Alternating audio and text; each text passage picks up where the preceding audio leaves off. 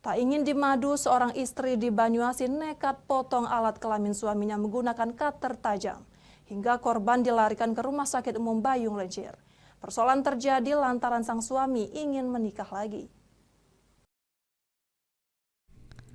Jajaran Mapolsek Bayung Lincir geledah sejumlah ruangan rumah tempat peristiwa seorang istri di Desa Simpang Bayat, Kecamatan Bayung Lincir, Musi, Banyuasin, meringkus pelaku yang nekat potong alat kelamin suaminya.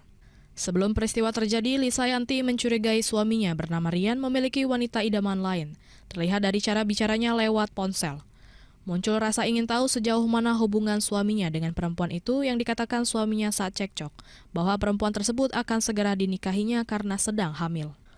Adu mulut pasangan tersebut hingga larut malam, dan pelaku sekaligus istri sah korban sempat chat dengan wanita idaman lain, dan akhirnya wanita idaman lain itu mengirimkan foto tespek yang hasilnya adalah garis 2 tanda positif hamil. Sembari menangis, pelaku berusaha menahan diri sampai hari sudah pagi. Pelaku mengaku selesai sholat subuh ia beres-beres ingin membuka jualan atau warung sembako. Pelaku mengambil cutter atau pisau tajam yang berkarat dari warungnya. Dan tanpa sadar pelaku langsung ke kamar. Hingga terjadilah peristiwa pemotongan alat kelamin suaminya.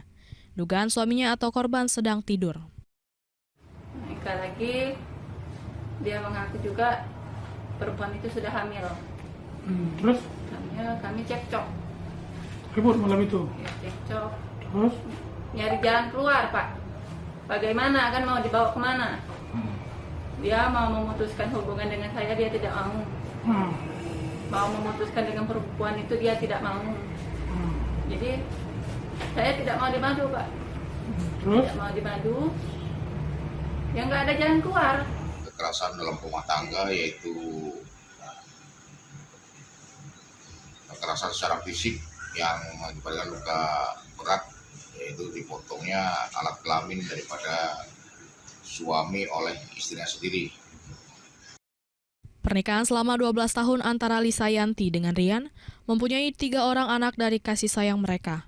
Kondisi korban saat ini mengalami luka bagian kemaluannya yang dilarikan ke Rumah Sakit Umum Bayung Lincir dan dirujuk ke rumah sakit terdekat di Jambi.